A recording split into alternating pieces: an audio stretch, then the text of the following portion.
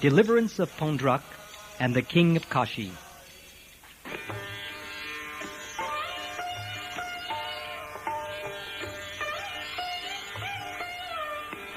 The story of King Pauṇḍraka is very interesting because there have always been many rascals and fools who have considered themselves God. Even in the presence of the Supreme Personality of Godhead, Kṛṣṇa, there was such a foolish person. His name was Paundraka, and he wanted to declare himself God. While Lord Balarāma was absent in Vṛndāvana, this King Paundraka, the king of the Karūṣa Province, being foolish and puffed up, sent a messenger to Lord Kṛṣṇa. Lord Kṛṣṇa is accepted as the Supreme Personality of Godhead. But King Paundraka directly challenged Kṛṣṇa through the messenger, who stated that Paundraka, not Kṛṣṇa, was Vāsudeva. In the present day, there are many foolish followers of such rascals. Similarly, in Paundraka's day, many foolish men accepted Paundraka as the Supreme Personality of Godhead. Because he could not estimate his own position, Paundraka falsely thought himself to be Lord Vāsudeva.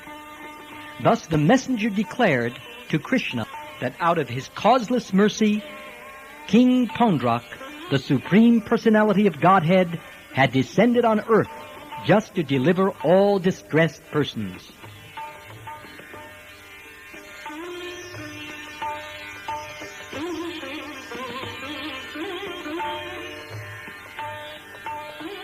Surrounded by many other foolish persons, this rascal Paundraka had actually concluded that he was Vāsudeva, the Supreme Personality of Godhead. This kind of conclusion is certainly childish. When children are playing, they sometimes create a king amongst themselves, and the child selected thinks that he is the king. Similarly, many foolish persons, due to ignorance, select another fool as God. And then the rascal considers himself God, as if God could be created by childish play or by the votes of men. Under this false impression, thinking himself the Supreme Lord, Paundraka sent his messenger to Dwarka to challenge the position of Kṛṣṇa.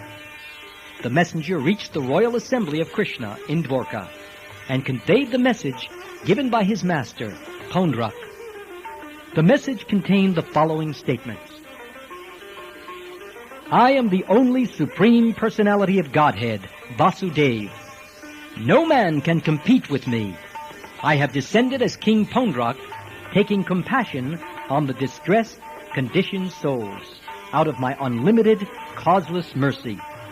You have falsely taken the position of Vāsudeva without authority, but you should not propagate this false idea. You must give up your position. O descendant of the Yadu dynasty, please give up all the symbols of Vāsudeva, which you have falsely assumed. And after giving up this position, come and surrender unto me. If out of your gross impudence you do not care for my words, then I challenge you to fight. I am inviting you to a battle in which the decision will be settled.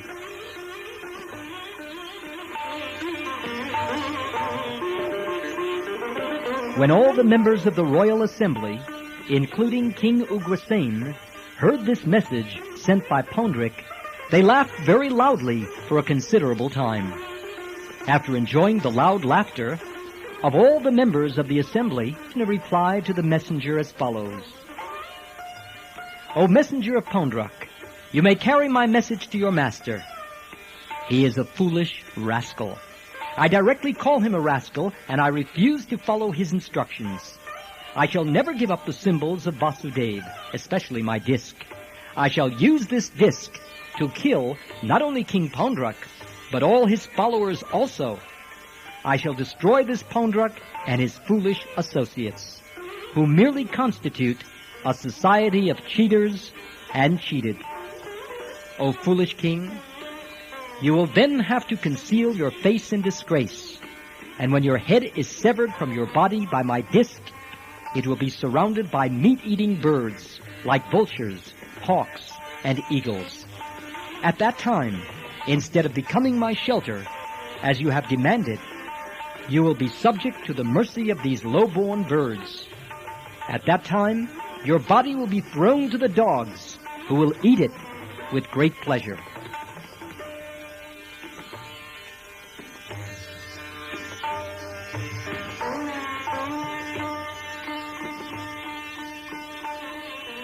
The messenger carried the words of Lord Kṛṣṇa to his master, Paundraka, who patiently heard all these insults. Without waiting any longer, Lord Kṛṣṇa immediately started out on his chariot to punish the rascal Paundraka. Because at that time the king of Karūṣa was living with his friend, the king of Kāśī, Kṛṣṇa surrounded the whole city of Kāśī.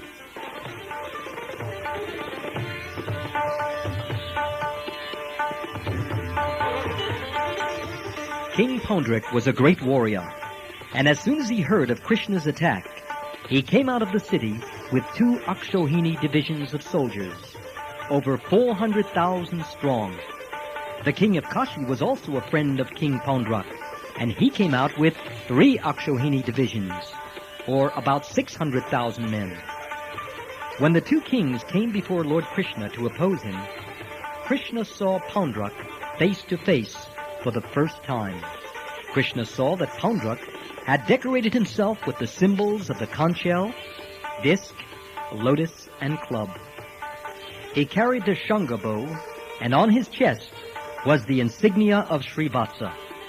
His neck was decorated with a false Kaustuba jewel, and he wore a flower garland in exact imitation of Lord Vāsudeva. He was dressed in yellow silken garments, and the flag on his chariot carried the symbol of Garuda, exactly imitating Kṛṣṇa's. He had a very valuable helmet on his head, and his earrings, like swordfish, glittered brilliantly. On the whole, however, his dress and makeup were clearly imitation. Anyone could understand that he was just like someone on stage playing the part of Vāsudeva in false dress. When Lord Sri Kṛṣṇa saw Paundraka imitating his posture and dress, he could not check his laughter, and thus he laughed with great satisfaction.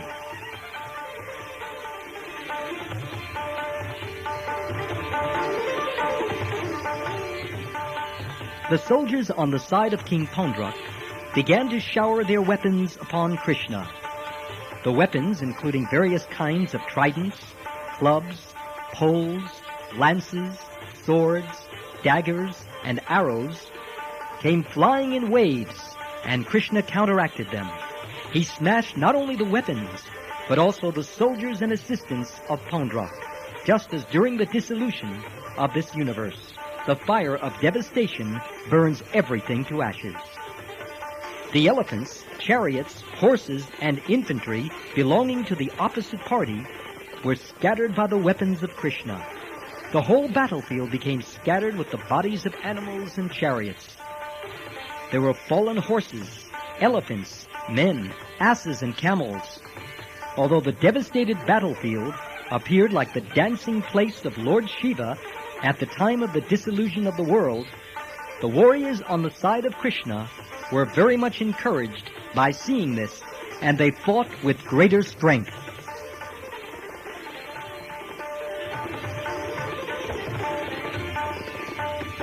At this time, Lord Kṛṣṇa told Paundraka, "Paundraka, you requested me to give up the symbols of Lord Vishnu, specifically my disc. Now I will give it up to you. Be careful. You falsely declare yourself Vāsudeva, imitating me. Therefore no one is a greater fool than you."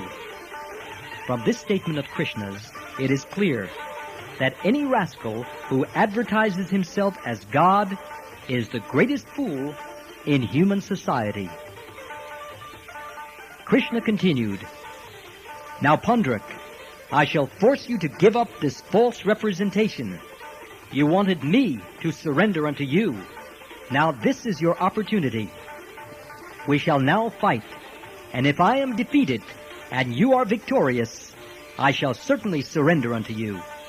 In this way, after chastising Paundraka very severely, he smashed Paundraka's chariot to pieces by shooting an arrow with the help of his disc he separated Paundraka's head from his body, just as Indra shaves off the peaks of mountains by striking them with his thunderbolts. Similarly, he also killed the king of Kāśī with his arrows. Lord Kṛṣṇa specifically arranged to throw the head of the king of Kāśī into the city of Kāśī itself, so that his relatives and family members could see it.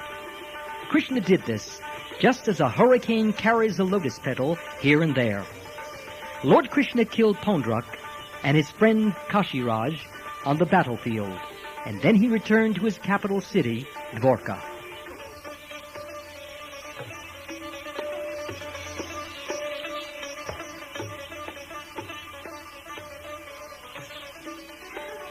When Lord Kṛṣṇa returned to the city of Dwarka, all the siddhas from the heavenly planets were singing the glories of the Lord.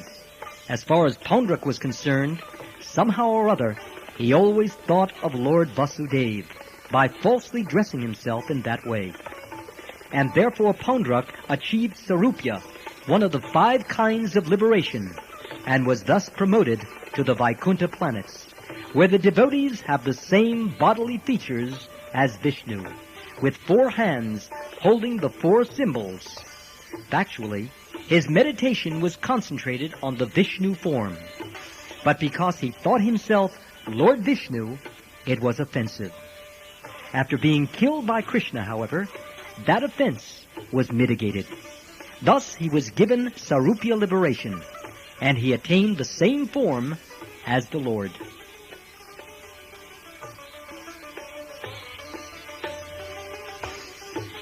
When the head of the king of Kāśī was thrown through the city gate, people gathered and were astonished to see that wonderful thing. When they found out that there were earrings on it, they could understand that it was someone's head. They conjectured as to whose head it might be. Some thought it was Kṛṣṇa's head, because Kṛṣṇa was the enemy of Kāśī, and they calculated that the king of Kāśī might have thrown Kṛṣṇa's head into the city so that the people might take pleasure in the enemies being killed. But they finally detected that the head was not Kṛṣṇa's, but that of Kāśī himself. When this was ascertained, the queens of the king of Kāśī immediately approached and began to lament the death of their husband. "Our dear Lord," they cried, "upon your death, we have just become like dead bodies."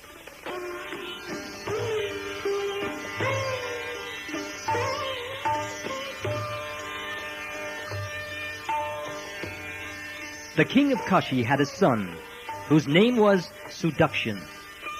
After observing the ritualistic funeral ceremonies, he took a vow that since Kṛṣṇa was the enemy of his father, he would kill Kṛṣṇa, and in this way liquidate his debts to his father. Therefore, accompanied by a learned priest qualified to help him, he began to worship Mahadev, Lord Shiva. The Lord of the kingdom of Kāśī is Vishwanath, or Lord Shiva. The temple of Lord Vishwanath is still existing in Varanasi, and many thousands of pilgrims still gather daily in that temple. By the worship of Sudakshin, Lord Shiva was very much pleased, and he wanted to give a benediction to his devotee. Sudakshin's purpose was to kill Kṛṣṇa, and therefore he prayed for a specific power by which to kill him. Lord Shiva advised that Sudakshin, assisted by the Brahmins, execute the ritualistic ceremony for killing one's enemy. This ceremony is also mentioned in some of the tantras. Lord Shiva informed Sudakshin that if such a black ritualistic ceremony were performed properly, then the evil spirit named Dakshinagni would appear to carry out any order given to him. He would have to be employed, however, to kill someone other than a qualified Brahmin. In such a case, he would be accompanied by Lord Shiva's ghostly companions, and the desire of Sudakshin to kill his enemy would be fulfilled.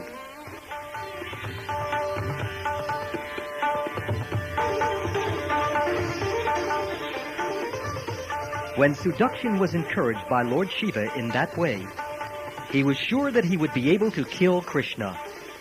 With a determined vow of austerity, he began to execute the black art of chanting mantras, assisted by the priests.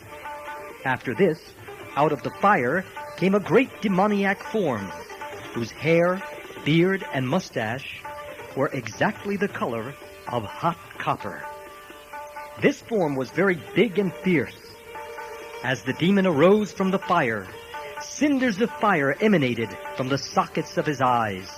The giant fiery demon appeared still more fierce due to the movements of his eyebrows. He exhibited long, sharp teeth, and sticking out his tongue, licked both sides of his lips. He was naked, and he carried a big trident, blazing like fire. After appearing from the fire of sacrifice, he stood wielding the trident in his hand. Instigated by Sudakshin, the demon proceeded towards the capital city, Dvarka, with many hundreds of ghostly companions, and it appeared that he was going to burn all outer space to ashes. The surface of the earth trembled because of his striking steps. When he entered the city of Dvarka, all the residents panicked, just like the animals in a forest fire.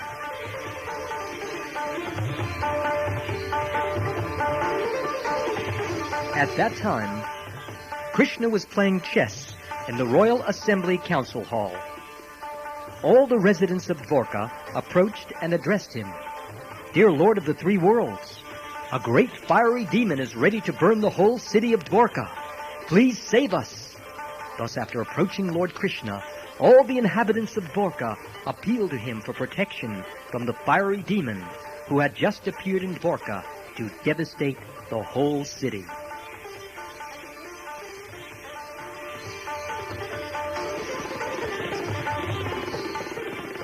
Lord Kṛṣṇa, who specifically protects his devotees, saw that the whole population of Dvarka was most perturbed by the presence of the great fiery demon. He immediately began to smile and assure them, "Don't worry, I shall give you all protection." The Supreme Personality of Godhead, Kṛṣṇa, is all-pervading. He is within everyone's heart and is without also in the form of the cosmic manifestation. He could understand that the fiery demon was a creation of Lord Shiva, and in order to vanquish him, he took his Sudarshan chakra and ordered him to take the necessary steps. The Sudarshan chakra appeared with the effulgence of millions of suns, the heat being as powerful as the fire created at the end of the cosmic manifestation. By his own effulgence, the Sudarshan chakra began to illuminate the entire universe, on the surface of the earth as well as in outer space. Then the Sudarshan chakra began to freeze the fiery demon created by Lord Shiva. In this way, the fiery demon was checked by the Sudarshan chakra of Lord Kṛṣṇa, and being defeated in his attempt to devastate the city of Dvarka, he turned back.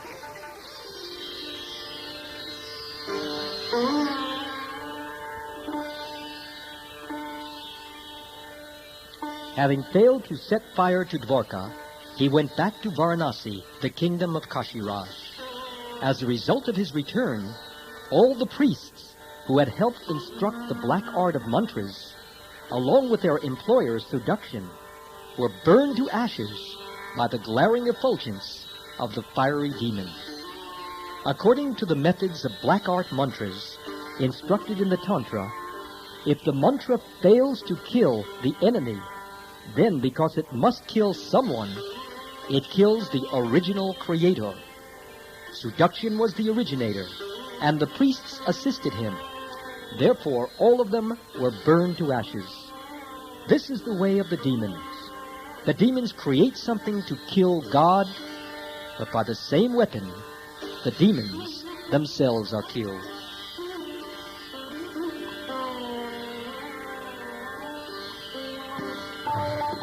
Following just behind the fiery demon, the Sudarshan chakra also entered Varanasi.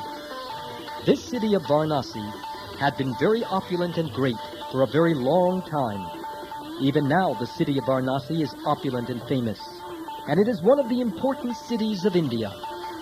There were then many big palaces, assembly houses, marketplaces, and gates, with large and very important monuments by the palaces and gates. Lecturing platforms could be found at each and every crossing of the roads. There were buildings that housed the treasury, elephants, horses, chariots, and grains, and places for distribution of foodstuff. The city of Varanasi had been filled with all these material opulences for a very long time. But because the king of Kāśī and his son Sudarshan were against Lord Kṛṣṇa, the Vishnu Chakra, Sudarshan, the disc weapon of Lord Kṛṣṇa, devastated the whole city by burning all these important places.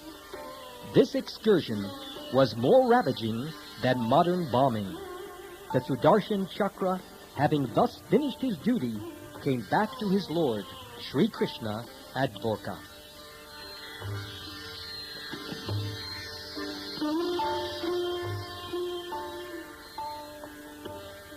This narration of the devastation of Varanasi by Krishna's disc weapon, the Sudarshan Chakra, is transcendental and auspicious. Anyone who narrates or hears this story with faith and attention will be released from all reaction to sinful activities. This is the assurance of Shukdev Goswami, who narrated this story to Parikshit Maharaj.